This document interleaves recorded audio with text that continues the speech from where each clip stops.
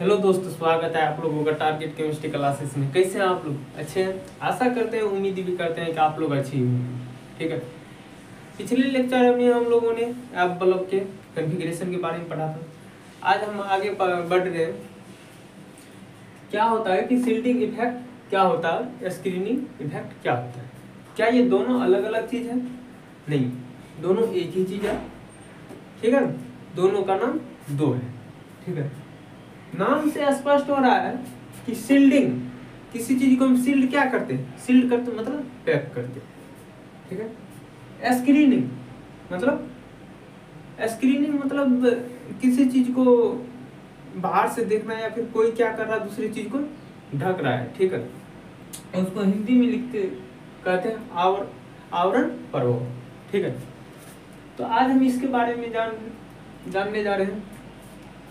तो देखिए होता क्या है, कुछ दिन पहले हम लोगों ने पढ़ा था जेड इफेक्टिव, लेकिन इसके बारे में जानते नहीं थे। आज हम इसी के बारे में डिटेल में पढ़ेंगे कि क्या होता है। ये न्यूक्लियस है?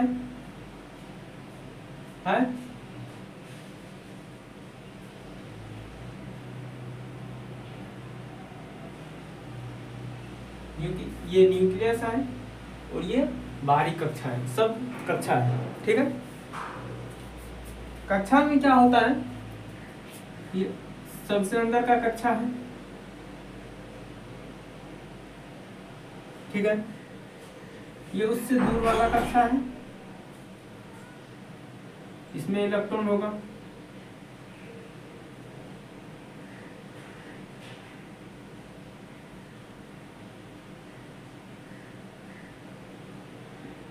जो अभी हम दिखा रहे क्या है, वो इलेक्ट्रॉन है।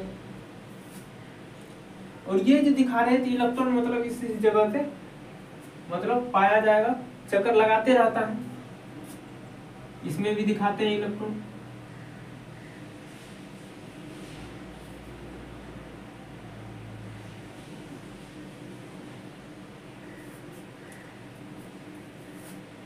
बाहरी कक्षा में जिसको आउटर सेल कहते हैं, मान ले तो उसमें दो ही इलेक्ट्रॉन है, 3-4 इलेक्ट्रॉन। ठीक है,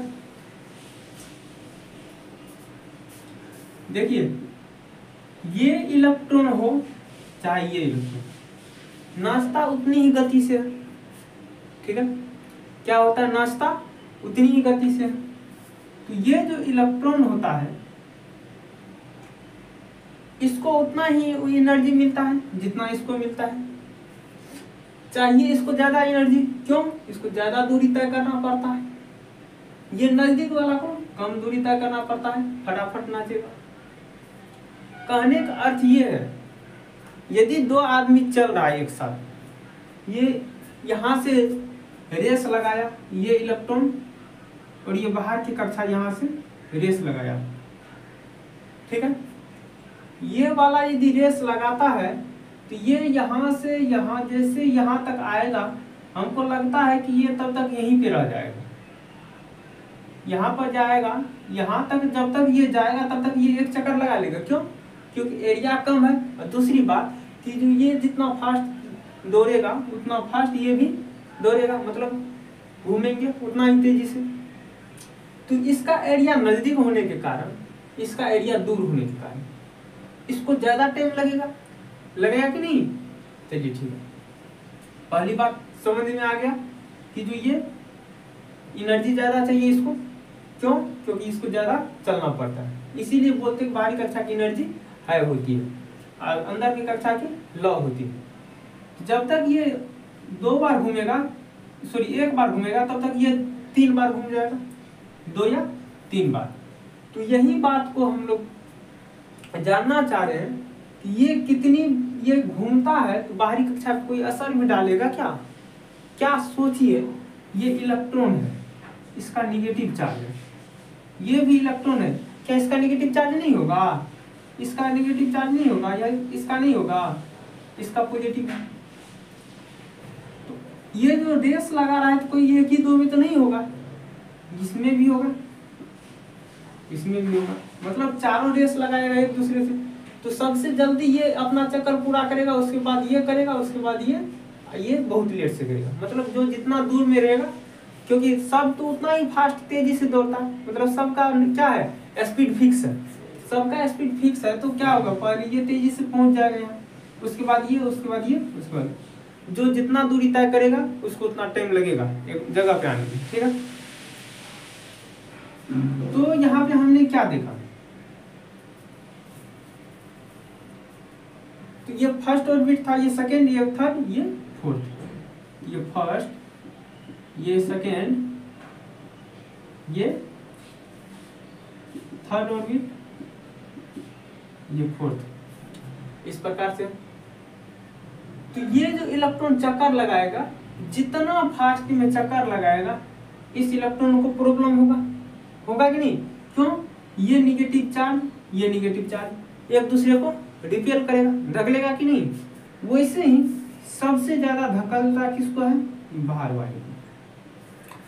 ये प्लस चार्ज है, जिस कारण से ये खींचेगा, अट्रैक्ट करेगा, माइनस वाले को खींचेगा। लेकिन ये जो माइनस वाला है, क्या इसको धकेलेगा नहीं? धकेलेगा नहीं। अब देखिए, ये दौड़ते दौड़ते यदि यहाँ आया और यहीं पे है, ये उस समय कम धकेलेगा, नहीं समझ में आया? जब ये इलेक्ट्रॉन दोनों एक दूसरे के सामने आएगा तब तो ज्यादा धकेलेगा, जब ये दूर जाएगा और ये मतलब एक दूसरे से दूर जाएगा तो उस समय क्या होगा, ज्यादा धकेलेगा क्या? नहीं ना। तो कहने का अर्थ ये है कि जब ये इलेक्ट्रॉन है, ये भी इलेक्ट्रॉन है, ये सामने आ गया, इसका मतलब है ये एक दूसरे को ज्यादा धकेलेगा, मतलब बाहर वाले को ज्यादा धकेलेगा, ठीक है। लेकिन जब ये ऐसे दूर चले गया, क्या ये धकेलेगा उसको? बिल्कुल नहीं धकेलेगा, ठीक है। तो सामने जब आएगा तो ज्यादा धकेलेगा, जब दूर रहेगा तो कम धकेलेगा। ये कैसे पता चलेगा कि सामने आ रहा है कि दूर? तो ये बात डिपेंड करेगा इस पे, इसका साइज कितना बड़ा है। ज्यादा बड़ा होने के कारण ये क्या होगा, चक्कर बहुत लेट से लगाएगा ना। ये ज्यादा बड़ा होने के कारण चक्कर क्या होगा, लेट से लगाएगा। तो लेट से जो लगाएगा तो इसका मतलब शील्डिंग कम होगा। क्या होगा, शील्डिंग कम होगा। यही इलेक्ट्रॉन जितना चक्कर लगाएगा फास्ट में, उसी को हम कहेंगे शील्डिंग, ठीक है। और जब ये चक्कर जितना तेजी से लगा लेगा तो बाहर के इलेक्ट्रॉन में उतना रिपल्सन आएगा, बाहर के इलेक्ट्रॉन को उतना न्यूक्लियस नहीं खींच पाएगा। क्या करेगा, न्यूक्लियस नहीं खींच पाएगा। क्यों? क्योंकि जब जितना ये बल लगाएगा तब तक फटाक से दोबारा फिर यही आ जाएगा, यहाँ पे इलेक्ट्रॉन आ जाएगा। और जैसे ही ये नजदीक आने की कोशिश करेगा तो ये इलेक्ट्रॉन आएगा तो रिपेल कर देगा। क्या होता है, इसको न्यूक्लियस खींचेगा और ये इलेक्ट्रॉन फटाक से इसको क्या कर देगा, रिपेल कर देगा। सामने आएगा तो वो क्या करता है, न्यूक्लियस खींचता है और ये इलेक्ट्रॉन उसको धकेल देता है, ठीक है। तो यही जितना पावर से धकेलता है और जितना ये चक्कर लगा लेगा, क्या करेगा, जितना फास्ट ये चक्कर लगाएगा उसी को क्या कहेंगे, शील्डिंग इफेक्ट। अब देखिए समझ में आ गया, नहीं आया? देखिए जितना फास्ट ये चक्कर लगाएगा, बाहर का इलेक्ट्रॉन उतना रिपेल होते रहेगा और न्यूक्लियस उतना खींच नहीं पाएगा। क्यों? क्योंकि इलेक्ट्रॉन नजदीक है तो ज्यादा रिपेल कर देगा और ये कम होने के कारण दूर रहता है तो ज्यादा जोर से खींच नहीं पाएगा, जिस कारण से क्या होता है, ये न्यूक्लियस को खींचने में बाधा डालता है।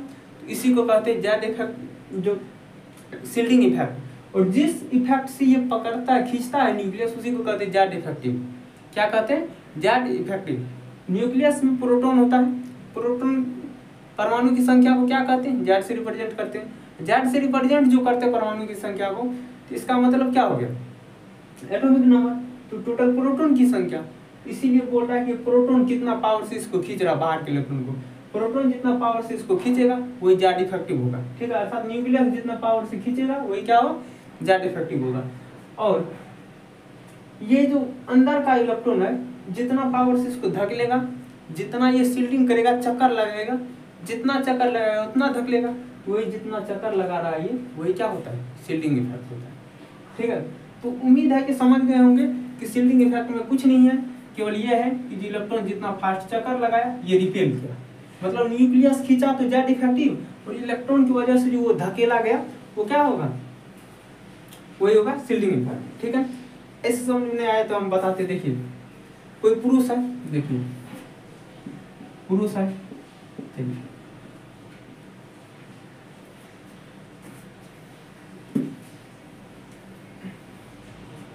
इस बार देखिए पूरा 100% समझ में आएगा।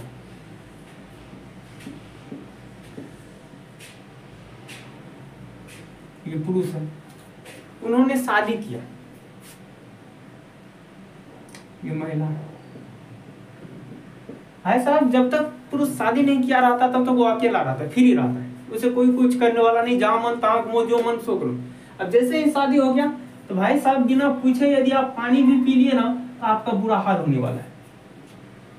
यदि पुरुष का शादी हो गया किसी महिला से, मतलब लड़का लड़की से शादी किया तो महिला ही कहलाए, लड़की महिला ही कहलाएगी ना।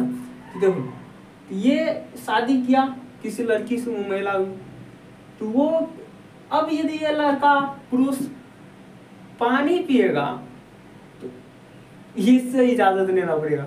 ठीक है, कहने का अर्थ यह है कि कोई भी काम करने से पहले इजाजत चाहिए। ठीक है, और ये तो महिला है, मतलब निगेटिव चार्ज खर्च कराने वाली। भाई साहब ये पुरुष है, इस महिला से अच्छी लड़की कोई साइड से गुजर रही है, कोई लड़की क्या कर रही है साइड से, कोई लड़की इस साइड से गुजर रही है, तो ये पुरुष है, लड़का पूरा हैंडसम है, तो ये क्या होगा, ये लड़का उसको अट्रैक्ट करेगा। क्या करेगा,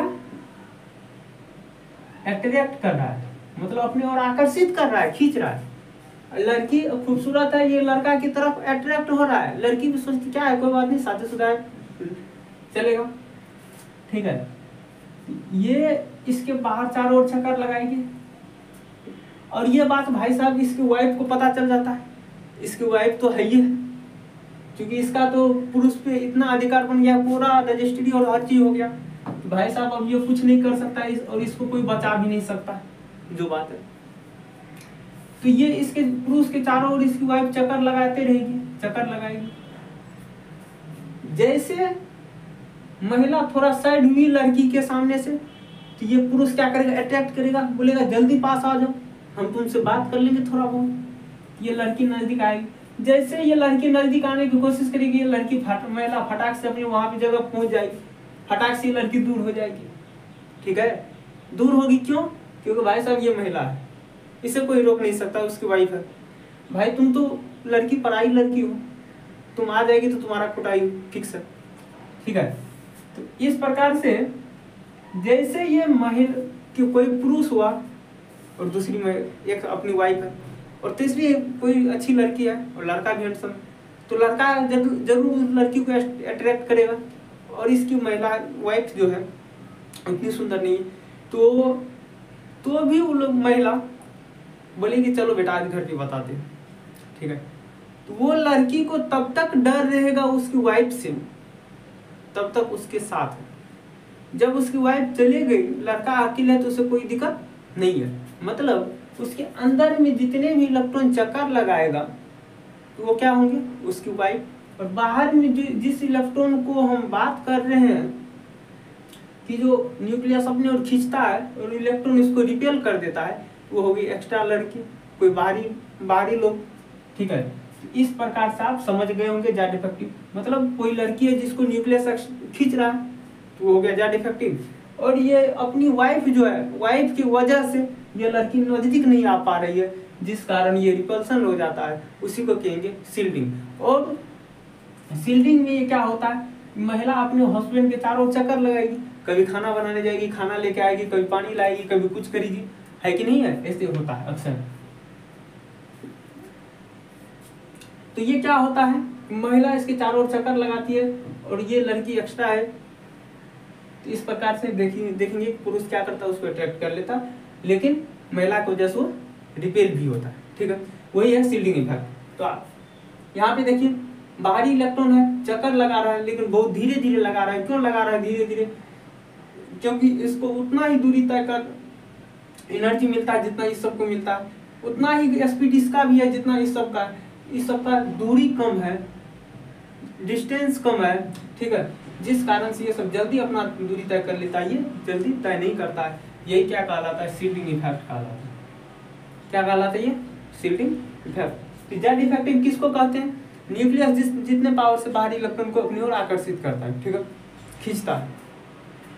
और देखिए शील्डिंग इफेक्ट किसको कहेंगे कि जो इलेक्ट्रॉन के द्वारा जो बाहरी इलेक्ट्रॉन को धकेला गया वही क्या होगा? शील्डिंग इफेक्ट होगा, ठीक है। तो अब हम बात करते हैं आगे, तो इसी को हम बोल देते, यहाँ लिख देते हैं शील्डिंग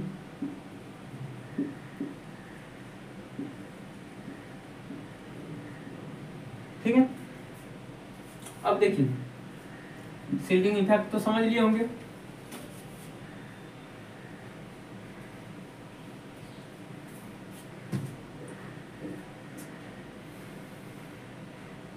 ये शील्डिंग इफेक्ट हो गया। अब बात आती है कि किसका शील्डिंग इफेक्ट ज्यादा होगा, किसका कम होगा। क्या होगा? शील्डिंग इफेक्ट किसका ज्यादा होगा, किसका कम होगा। तो देखिए आप ही बताइए कि शील्डिंग इफेक्ट किसका ज्यादा होगा, मतलब कौन ज्यादा चक्कर लगा पाएगा। तो आपके पास दो ऑप्शन है, एक ऑर्बिट, एक सेल, एक सब सेल, ठीक है। सेल का पहले बात कर लेते हैं, फिर सब सेल का बात करेंगे, ठीक है। यदि हम सेल का बात करते हैं, ठीक है, यदि हम किस चीज का बात कर रहे हैं, सेल का बात कर रहे हैं, तो सेल में क्या होगा? तो जो न्यूक्लियस के नजदीक होगा ज्यादा शील्ड कर पाएगा। नहीं समझ में आया? जो न्यूक्लियस के नजदीक में होगा वो कम दूरी पे तय करना पड़ेगा, तो जल्दी जल्दी दूरी तय कर लेगा, मतलब ज्यादा फास्ट क्या करेगा? नाचेगा। इसका मतलब क्या होगा? शील्डिंग इसका बहुत ज्यादा होगा, ठीक है। उसके बाद इससे जो दूर है, न्यूक्लियस से थोड़ा दूर, मतलब सेकेंड ऑर्बिट का यदि बात की तो फर्स्ट की तुलना में ये थोड़ा कम शील्ड कर पाएगा, क्योंकि इसका दूरी बढ़ गया। तो ये कम, उससे थर्ड वाला उससे भी कम, फोर्थ वाला सबसे कम, ठीक है। तो हम क्या देख रहे हैं कि जो शील्डिंग इफेक्ट का यदि बात करें तो 1s का सबसे ज्यादा, फिर 2s का कम, 3s का, फिर 4s का। अब देखिए यदि हम एक ले लिए जो first orbit, second orbit, third orbit, fourth orbit, और सब में s लगा दिए, मतलब एक ही सब सेल मिली। नहीं तो आप ऐसे भी लिख सकते हैं, फर्स्ट n1 ऑर्बिट, फिर n2 orbit, n3 orbit, n4 orbit. ऐसे भी आप क्या कर सकते हैं? शील्डिंग इफेक्ट बता सकते हैं, ठीक है, सेल में। अब कोई भी होगा पता चल जाएगा। सबसेल की यदि बात करें तो सबसेल में क्या होता है ना, देखिए सबसेल में न्यूक्लियस है, एक ही सेल में मान लीजिए कि कौन सा लेते हैं, फोर्थ सेल ले लेते हैं। यहाँ पे होगा, यहाँ पे जो इलेक्ट्रॉन होगा 4s वाला का होगा, थोड़ा दूर जाएगा तो 4p वाला का होगा, और थोड़ा दूर 4d, और सबसे दूर 4s। तो देखिए सबसेल एक ही में मतलब ऑर्बिट एक ही है, सेल एक ही है, लेकिन उसमें सब सेल क्या एक ही जगह सब है क्या? नहीं, ये s वाला नजदीक होता है, p वाला उससे दूर, d वाला उससे भी दूर, और f वाला सबसे दूर। इस प्रकार से आप इसमें कैसे क्या बता सकते हैं कि किधर शील्डिंग ज्यादा होगा। शील्डिंग यदि ज्यादा बोलिएगा तो यहाँ पे 4s ज्यादा हो रहा है, फिर 4p हो रहा है, फिर 4d, 4f। इस प्रकार से क्या हो रहा है? शील्डिंग बहुत ज्यादा हो रहा है कि नहीं? एक ही कक्षा के अंदर क्या हो जाएगा? सबका बढ़ते जाए। तो इस प्रकार से हम ये भी कह सकते हैं कि जो s p d f dot dot ऐसे यदि बढ़ेगा तो उसका शील्डिंग क्या होगा? इधर की ओर बढ़ेगा, मतलब ये ज्यादा चक्कर लगा लेगा, उसके बाद ये, उसके बाद ये, उसके बाद ये, इधर क्या होगा? शील्डिंग इंक्रीज होगा।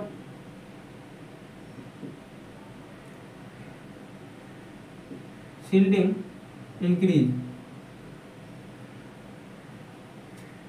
इंक्रीज होगा।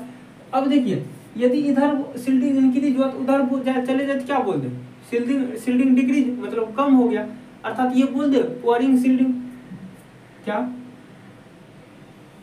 तो इस प्रकार से यहीं पे हम लिख देते हैं S और P को यहाँ D और F, ठीक है।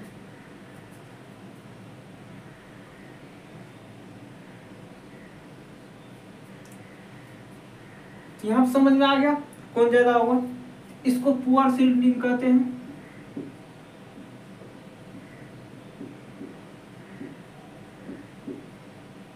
पुअर शिल्डिंग कहते हैं, इसको क्या कहेंगे, लार्ज शिल्डिंग कहेंगे,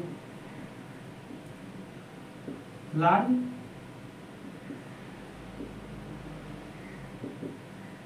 देखिए ये लार्ज शिल्डिंग होगा, मतलब ये एस और पी बहुत नजदीक होता है, डी और एफ क्या हो जाता है, दूर हो जाता है न्यूक्लियस, मतलब ये पुअर मतलब कम शिल्डिंग हो रहा है, पुअर मतलब कम शिल्डिंग, इसमें कम शिल्डिंग हो रहा है और इसमें क्या हो रहा है, इस दोनों में बहुत ज्यादा शिल्डिंग हो रहा है, ठीक है।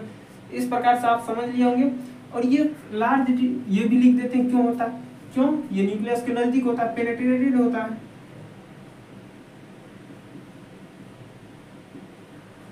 पेनिट्रेटेड होता है, हाईली पेनिट्रेटेड होता है, ये क्या होता है, मतलब लार्ज डिस्टेंस।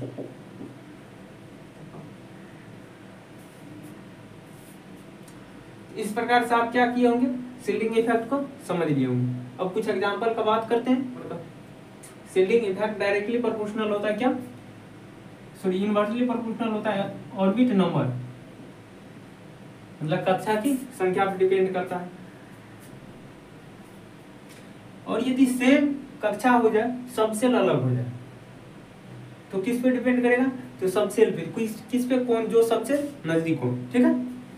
तो इसमें एग्जांपल इसके लिए हम दे देते हैं, क्या होगा, कौन सा होगा, इसके लिए क्या हो जाएगा, सबसे कम मतलब सबसे ज्यादा शिल्डिंग जो नजदीक में होगा, सबसे नजदीक में कौन होगा, तीसरा कक्षा वाला, ये सबसे ज्यादा शिल्डिंग। उसके बाद 4s, उसके बाद 6s होगा कि 5s, 5s वाला होगा शिल्डिंग इफेक्ट, उसके बाद 6s। इस प्रकार से आप शिल्डिंग इफेक्ट को समझ गए होंगे।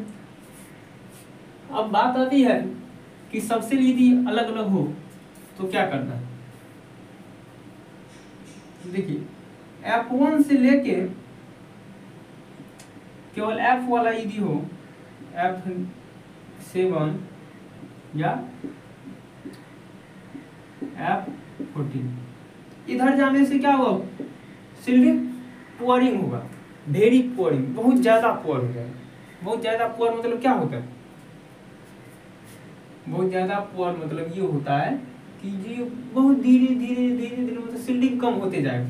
तो जैसे आप में इलेक्ट्रॉन बढ़ते जाएगा तो उसकी शिल्डिंग घटने लगा, वेरी पुअरिंग शिल्डिंग हो जाएगा।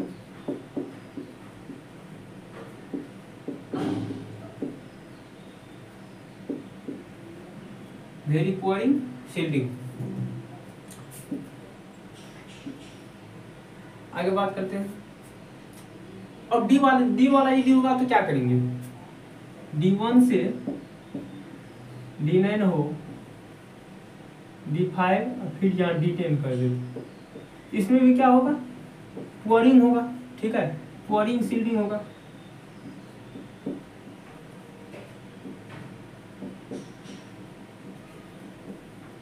मतलब इलेक्ट्रॉन बढ़ते गया तो मतलब कक्षा में उपनीय स्थान क्या होगा, न्यूक्लियस से दूर करते जाएगा। इसका मतलब शिल्डिंग क्या होते जाएगा, पोरिंग होते जाएगा। वैसे ही मान लीजिए इस सब सेल के लिए P1 हो, P3 हो और P6 हो, तो ये क्या हो जाएगा, ऐसे जाएगा तो पोरिंग शिल्डिंग हो जाएगा, मतलब इधर जाने से कम होते जाएगा शिल्डिंग।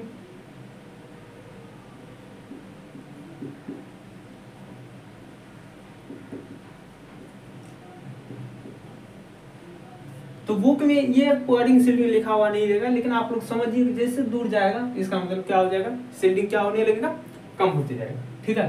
तो डी वाले पोरिंग शिल्डिंग होता है, लेकिन एफ वाला बहुत दूर और होने के कारण क्या हो जाता है कि जो हाईली या वेरी पोरिंग हो जाता है। देखिए पहली बात कि एफ वाला स्टार्ट ही होगा, एफ मतलब SPDF, SPDF चौथा पीरियड से ये स्टार्ट ही होगा, और चौथा पीरियड से ये स्टार्ट होगा तो एफ चले जाएगा कहाँ, मतलब 6 पीरियड जहाँ पे फिर स्टार्ट होगा वहाँ एफ से स्टार्ट होगा, वहाँ से एफ बढ़ेगा, क्योंकि एफ बहुत दूर चले जाता है न्यूक्लियस से, ठीक है। तो इस प्रकार से आप क्या किए हैं, शिल्डिंग इफेक्ट को अच्छे तरह से समझ लिए, ठीक है। देखिए शिल्डिंग इफेक्ट होने से क्या होता है, ये क्या है, न्यूक्लियस है, इसके बाहरी कक्षा में इलेक्ट्रॉन रहता है, ये इलेक्ट्रॉन को क्या करेगा, खींच के अंदर कर लेगा। मतलब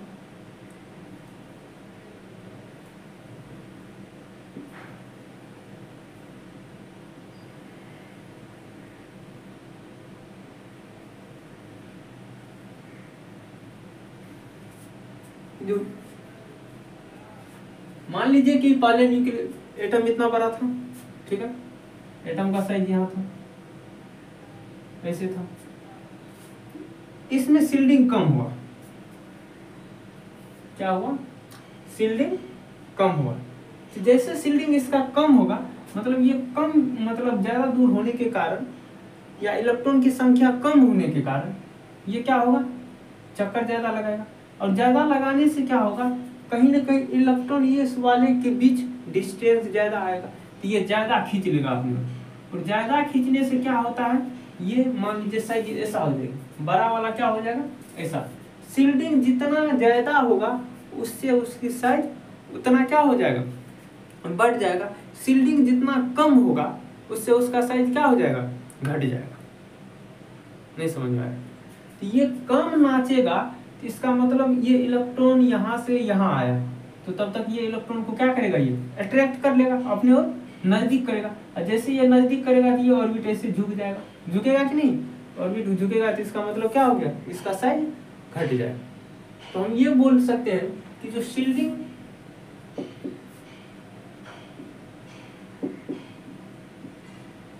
डायरेक्टली प्रोपोर्शनल होगा किसका, जितना ज्यादा होगा उतना एटॉमिक साइज बढ़ेगा।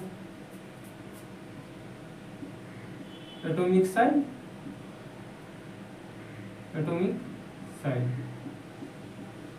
मतलब इंक्रीज करेगा। शिल्डिंग बढ़ रहा है तो इसका मतलब क्या हो गया, एटॉमिक साइज भी बढ़ेगा। शिल्डिंग जब घट रहा है मतलब शिल्डिंग पुअर होगा, पुअर होने का मतलब क्या हो गया, एटॉमिक साइज घटेगा। शिल्डिंग जब क्या होता है, घटता है,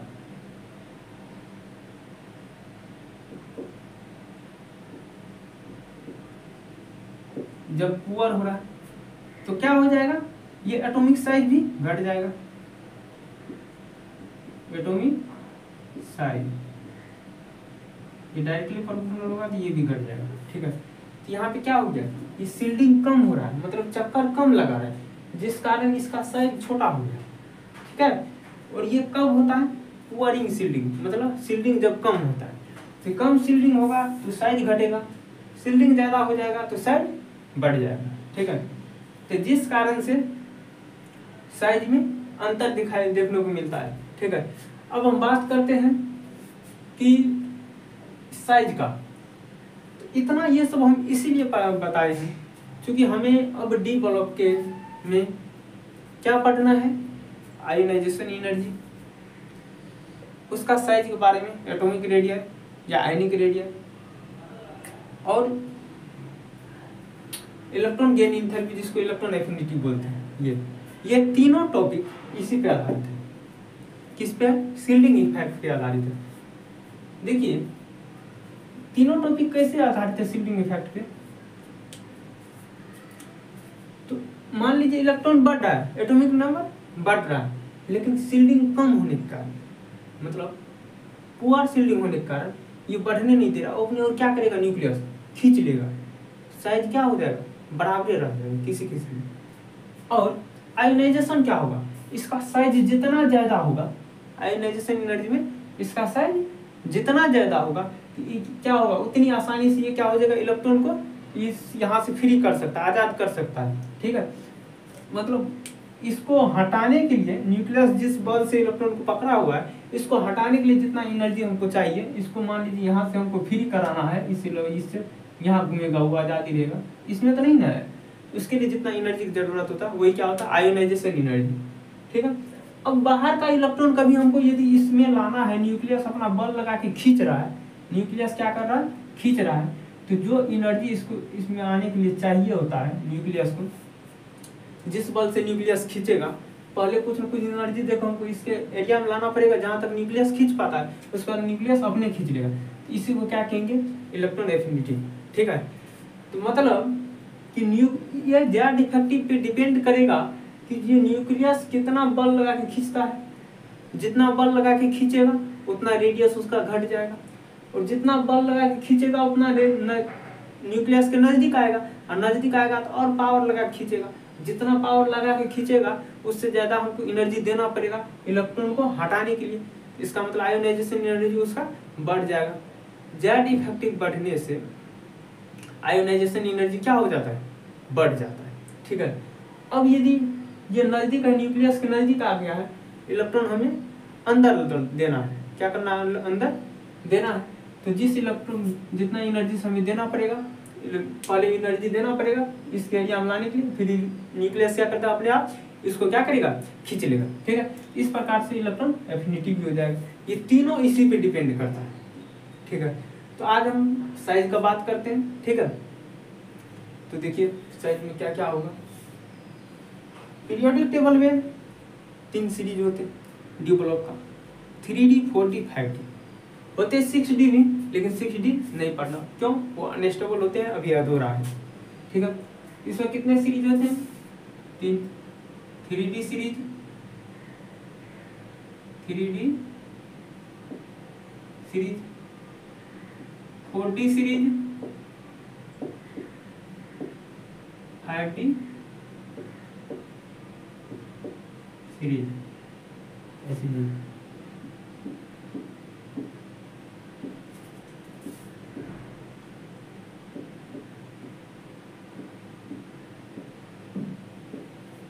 ठीक है, ये डी ब्लॉक एलिमेंट है।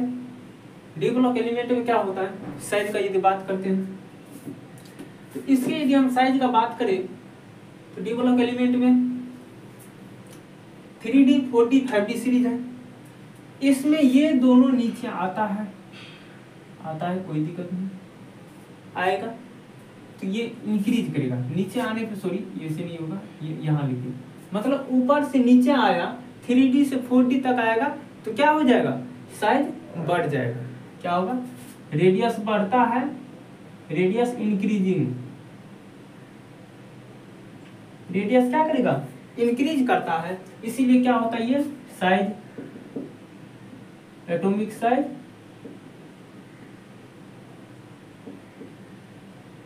क्या होगा, नीचे की ओर बढ़ जाएगा। एटॉमिक साइज नीचे आने पे क्या होता है, बढ़ता है, इंक्रीज करता है। एटॉमिक साइज, रेडियस इंक्रीज करता है, इसीलिए एटॉमिक साइज इंक्रीजिंग,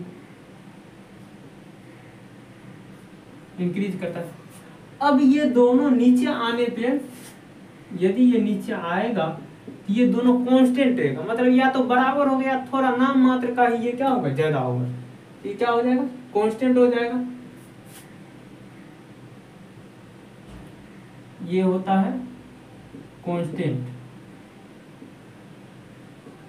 कांस्टेंट। हाँ, अब बात आती है कि ये बढ़ नीचे आया तो बढ़ गया, ये क्यों नहीं बढ़ा, सवाल होना चाहिए। क्योंकि आप लोग भी जानते हैं कि लेंथेनम के बगल में कौन सा सीरीज स्टार्ट हो जाता है, F block element, F block element. और एफ ब्लॉक एलिमेंट होने के कारण इसमें क्या होगा, पोरिंग सील्डिंग होगा। क्या होगा, पोरिंग, वेरी पोरिंग सील्डिंग, मतलब बहुत ज्यादा पोरिंग सील्डिंग हो जाएगा, वेरी पोरिंग सील्डिंग।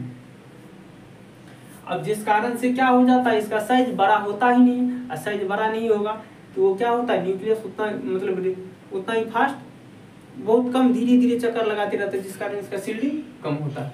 ठीक है, और साइज नहीं बढ़ पाता। यहाँ हम कह सकते हैं कि very pouring shielding, shielding due to किसकी वजह से, ड्यू टू लिख दीजिए, वेरी पोरिंग सील्डिंग। ठीक है, यदि होगा भी तो थोड़ा ही क्या होगा, ज्यादा होगा। क्या होगा, थोड़ा ही क्या होगा, ज्यादा। यदि मान लीजिए किसी किसी का ज्यादा होगा तो हल्का फल्का होगा, उसको कांस्टेंट मान के चल जाना।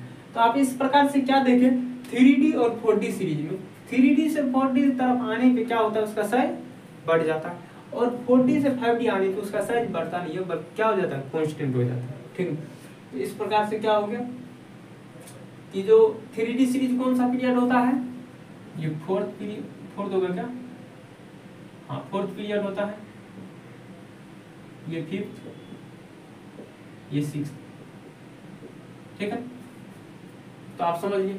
अब ऐसे चलते हैं, ठीक है, ये तो ग्रुप वाइज ग्रुप देख लिए। अब क्या देखना है, पीरियड के हिसाब से, ठीक है। तो ये देखिए 3D सीरीज हो गया, 3D सीरीज का बात कर रहे हैं। तो यहां से ये डायरेक्ट आप चलिए मैग्नीज तक, क्या हो जाता है ना, इसका साइज घटता है। क्या हो जाता है, साइज घटता है, इधर जाने से size decreasing.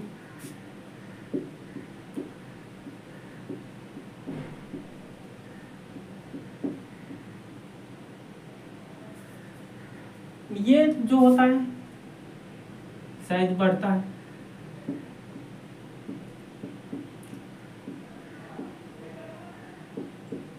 Size increasing, sorry size constant होता है यहाँ पे साइज कांस्टेंट होता है,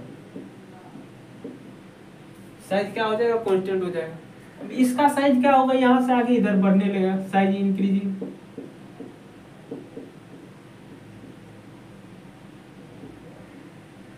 साइज इंक्रीजिंग, ठीक है। तो देखिए पीरियड एक ही है, तो ये ऐसा वेरिएशन क्यों, scandium, titanium, vanadium, chromium, manganese, यहाँ से यहाँ तक साइज इंक्रीज कर जा रहा है और साइज ये कांस्टेंट हो जा रहा है और यहाँ पे साइज बढ़ने लग रहा है। एटॉमिक रेडियस का बात करें, यहाँ पे आप शिल्डिंग इफेक्ट मिटा दें और एटॉमिक साइज का बात कर लें। एटॉमिक साइज ऐसा क्यों होता है कि scandium, titanium, vanadium, chromium, manganese ये सब का साइज घट जाता है, फिर इसका कांस्टेंट हो जाता है, फिर एकाएक बढ़ने लगता है। ये भी कह सकते हैं इसके इधर आने से साइज बढ़ जाता है, इसके इधर जाने से साइज बढ़ जाता है, लेकिन ये बीच वाला का कांस्टेंट क्यों होता है।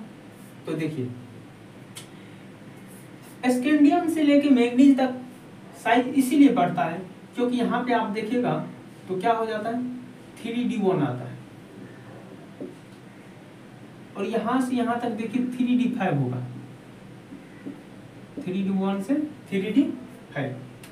मतलब इसमें डी वाले सेल में देखिए ना कि जो एक ही इलेक्ट्रॉन होता है, डी वाले सेल में क्या होता है, एक ही इलेक्ट्रॉन होगा, और यहाँ पे डी वाले सेल में कितना इलेक्ट्रॉन,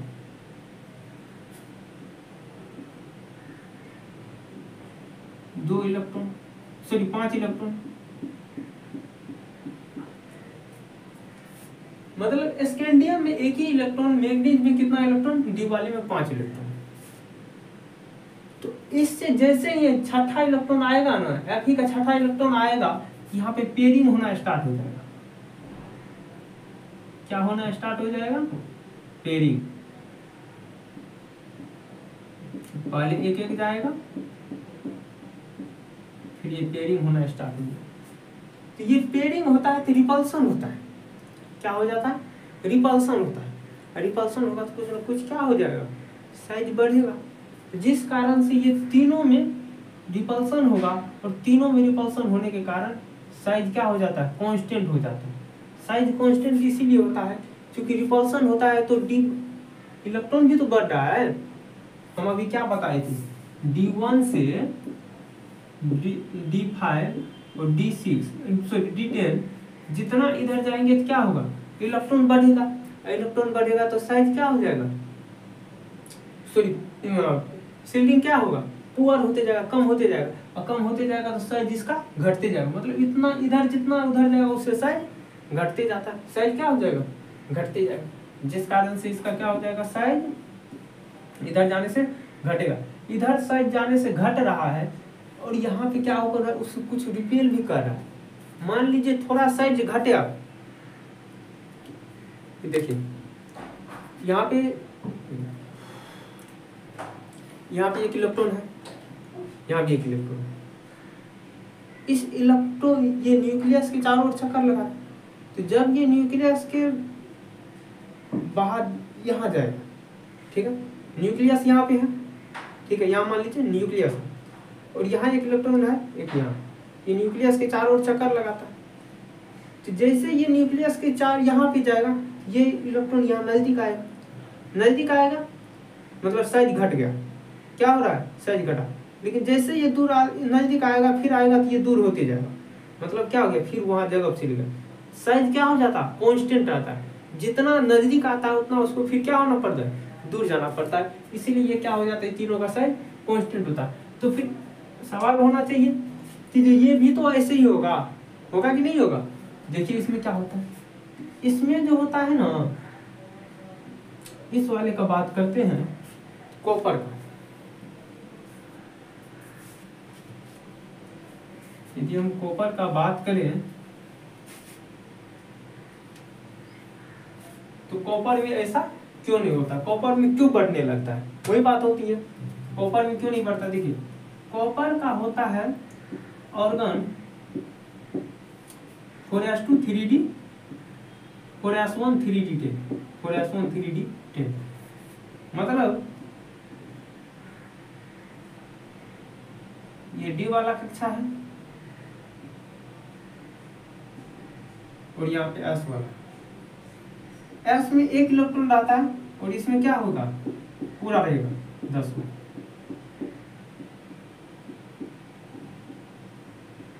ठीक है, ये पूरा रहता है भरा हुआ, जिस कारण ये क्या होता है, फुल फील्ड होता है, full field.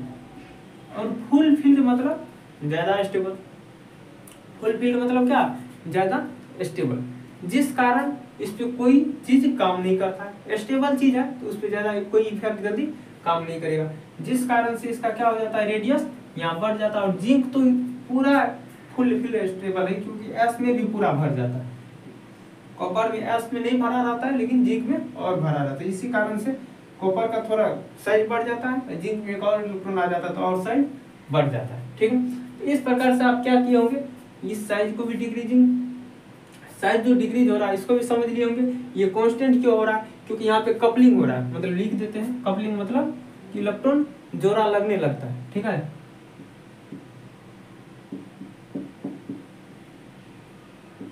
Coupling of electron,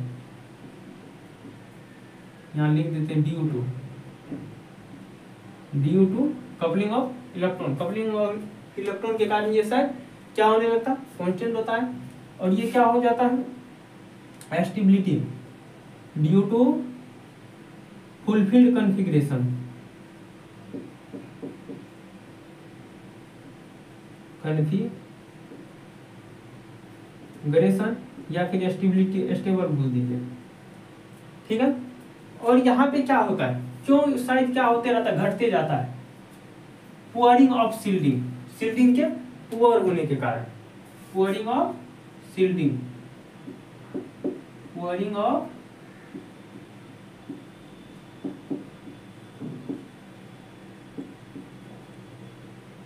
ये पुअरिंग ऑफ सील्डिंग होने के कारण ऐसा होता है। तो क्या आप समझ गए, scandium, titanium, beryllium, chromium, manganese, Fe, CONI, copper, zinc. इसमें क्या होता है कि जो स्कैंडियम से लेके मैग्नीज तक साइज घटता है, फिर FeCONI में क्या हो जाता है, साइज कांस्टेंट होता है। और कॉपर, जिंक में क्या हो जाता है, साइज फिर बढ़ने लगता है। उसका रीजन क्या है, मतलब यहाँ से यदि हम जाते हैं स्कैंडियम से मैग्नीज तक तो साइज क्या हो जाता है, पुअरिंग सील्डिंग होता है। क्या हो जाता है, पुअरिंग सील्डिंग। और सील्डिंग होने, पुअरिंग सील्डिंग हो जाता है, सील्डिंग मतलब कमजोर होने से क्या हो जाता है, साइज घटते जाता है। तो साइज घट रहा है, यहाँ पे क्या हो जाता है, इलेक्ट्रॉन जोड़ा लगाने लगता है, कपलिंग होने लगता है, जिस कारण जितना वो घटेगा उतना रिपेल भी करेगा, इसीलिए तीनों में कांस्टेंट होता है। और यहाँ पे स्टेबिलिटी होने के कारण, स्टेबल होने के कारण, फुल फील्ड कॉन्फ़िगरेशन होने के कारण इसका क्या हो जाता है, साइज फिर से बढ़ने लगता है। इस प्रकार से आप क्या किए होंगे, डी ऑर्बिटल का साइज भी समझ लिए होंगे। अब हम बात करते हैं लिंथेनाइड सीरीज का। इस प्रकार से होता ये सब एटम। तो कॉन्फ़िगरेशन में देखिए, कॉन्फ़िगरेशन में किसका किसका फुल फील्ड था और हाफ फील्ड था। तो हमने इसका पढ़ा था, गैडोनियम का। ठीक है, क्या था, इसका था 6s2, S वाले को छोड़ देते वैसे लिखते हैं 4f751, मतलब इसमें D1 था, D5 नहीं था, मतलब ये स्टेबल नहीं था। लेकिन जस्ट इससे पहले का बात करते हैं, इससे पहले वाला, इसमें 4f7 था और 5d 0 था, मतलब D में कुछ नहीं है, कोई दिक्कत नहीं, लेकिन F में कितना था, 7 था, मतलब हाफ फील्ड स्टेबल है, हाफ फील्ड, ठीक है। और यहाँ पे देखिए ल्यूटेशियम का क्या था, 4f14 और 5d 1 था, लेकिन यहीं पे एटेरियम का क्या था, 4f14 था, मतलब ये क्या था, फुल फील्ड था, ये ज्यादा स्टेबल था, ये कम था। तो जिस कारण से ये दोनों, और इधर हम जानते हैं कि इधर जाने से क्या हो जाएगा, साइज घट जाएगा, क्या होता है, साइज डिक्रीजेज होता है, साइज डिक्रीजेज, साइज डिक्रीजेज, क्यों, pouring of shielding, F block चल रहा है, बहुत ज्यादा पुअरिंग होता है, very pouring of shielding, very pouring of shielding, very pouring of shielding, बहुत ज्यादा शील्डिंग होता है, पुअर। तो क्या ये दोनों स्टेबल कॉन्फ़िगरेशन पे ये शील्डिंग इफेक्ट डाल पाएगा अपना असर, उस पर नहीं डाल पाता है। तो अभी हम बताए थे जो क्या होगा, जो स्टेबल रहता है तो उस पर असर नहीं डालता है। तो जिस कारण से ये जो इरिडियम है ये हाफ फील्ड है और ये क्या है, फुल फील्ड है, दोनों स्टेबल है, तो ये फटाक से यहाँ आ जाएगा सबसे आगे में, और इससे भी आगे में ये आ जाएगा। तो एटॉमिक रेडियस में आप कहीं भी देखिएगा ना, तो जो लेंथेनाइट सीरीज का होता है तो सबसे पहले आएगा आपको EU, यूरोपियन, इसका साइज सबसे ज्यादा होता है, फिर किसका होगा, फिर एट्रियम का होगा, और बाद बाकी का जैसे जाते जाइए तो घटते जाएगा। सबसे ज्यादा साइज किसका बड़ा, यूरोपियम, फिर एट्रियम, क्यों, स्टेबल कॉन्फ़िगरेशन के कारण, और बाद बाकी का साइज घटते जाएगा। तो अब लगातार कर दीजिए, जैसे सीरियम, फिर सीरियम आएगा, फिर परसियोडाइनियम आएगा, फिर नाइडियम आएगा, फिर प्रोमेथेन, फिर समेरियम, फिर यूरोपियम। तो यहाँ लिख देता हूँ, यहाँ नहीं लिखेंगे, यहाँ आ जाएगा जेडोलियम, टर्बियम, डिस्प्रोंसियम, होल्मियम, इरिडियम, फिर थूलियम, फिर ल्यूटेशियम। इस प्रकार से क्या हो गया आपका, ये रेडियस आ जाएगा लेंथेनाइट सीरीज का, लेंथेनाइट सीरीज, ठीक है। तो इस प्रकार से आज हमने क्या किया, इसका भी हमने समझाया कि जो देखिए लेंथेनाइट सीरीज का जो एलिमेंट होता है, सीरियम, प्रोमेथेन, नाइडियम, सॉरी परसियोडाइनियम है ये, cerium, praseodymium, neodymium, promethium, samarium, europium, gadolinium, terbium, dysprosium, holmium, iridium, thulium, ytterbium, lutetium. तो स्टेटमेंट के हिसाब से, रूल के हिसाब से इधर जाने पे क्या होना चाहिए, साइज घटना चाहिए, लेकिन क्या हो जाता है, एट्रियम और यूरोपियम का साइज बड़ा हो जाता है, क्यों, स्टेबल कॉन्फ़िगरेशन होने के कारण। तो और इसीलिए क्या हो जाता है, यूरोपियन सबसे आगे हो जाता है, उसके बाद एट्रियम, और उसके बाद सब क्या हो जाता है, डिक्रीज होने लगता है, मतलब सारे रूल को फॉलो कर लिया। इस प्रकार से क्या हो जाता है, ये लेंथेनाइट सीरीज का ऑर्डर होता है। आशा करते हैं, उम्मीद भी करते हैं कि आपको ये लेक्चर पूरे अच्छे से समझ में आया होगा, शील्डिंग इफेक्ट का और एटॉमिक रेडियस का। फिर मिलते हैं अगले लेक्चर में, थैंक यू, धन्यवाद।